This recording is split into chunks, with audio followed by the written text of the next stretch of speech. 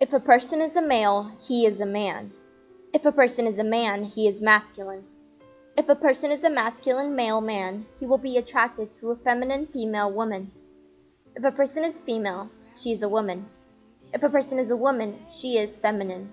If a person is a feminine female woman, she will be attracted to a masculine male man. Necessarily agree with the quote just because people define gender differently. So just because you define yourself as a male doesn't mean you have to act masculine, and vice versa with a female. So I feel like society has placed itself in some sort of fabricated pedestal just because we have this unrealistic expectation of what society wants us to, but given the diversification of our society today, I feel like we're definitely going away towards it, but we still have to, unfortunately deal with the people who have more traditional views of it. I think that is stereotyping gender roles. We don't live in a binary gender system anymore like we used to. I think different people are interested in different things regardless of their appearance or personality or otherwise. And we no longer live by that description anymore. I don't necessarily agree with the quote because I feel like it's very fixed mindset based.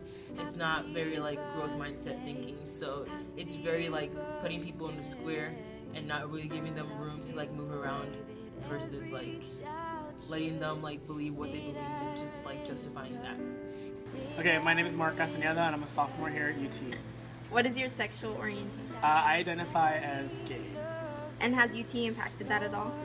I feel that coming from a community where being gay isn't very acceptable, and moving over here in Austin where it's something that's just kind of a social norm was really nice because it got me thinking and helped me learn more about who I am and how other people identify as, and how to be more open-minded about gender identity as well as sexual orientations.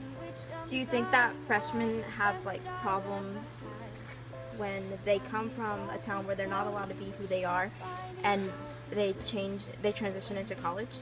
I feel that it's a lot harder when they don't have anybody around to help them go through that transition, because I didn't know anybody here, but what helped me was I was very social and made friends that were accepting of who I was, and also joined a gay fraternity, which was something that I never thought I would do, but it really helped me get through my freshman year I did very well, and I think it just helped me become a stronger and more confident individual, if that makes sense. What is your sexual orientation? Straight. Okay, and how do you think that coming to UT has challenged that? Well, I don't know, it hasn't challenged it. I mean, I'm still straight, it didn't change me in any way.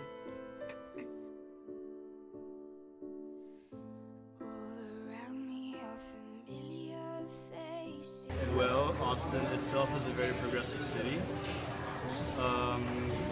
Obviously, if the university is going to exist in a very progressive city, the university is going to adopt a progressive lifestyle approach for its students. Not only that, but being on a university, they're surrounded with a more educated, knowledgeable crowd of people. And I would say that this more educated crowd is certainly more accepting because we understand that people are different and we should be understanding of that. Do I think there has been challenging for them? Yeah. Maybe. I mean, I don't know. I'm not any of that, so I wouldn't really know. But I mean, I'm pretty sure coming to a new city that it would be kind of hard to fit in if you don't know anybody. Maybe they can have a little group meeting and they can talk about it and meet other people that are like them. Form communities to help them out, form different areas where they can feel more at home.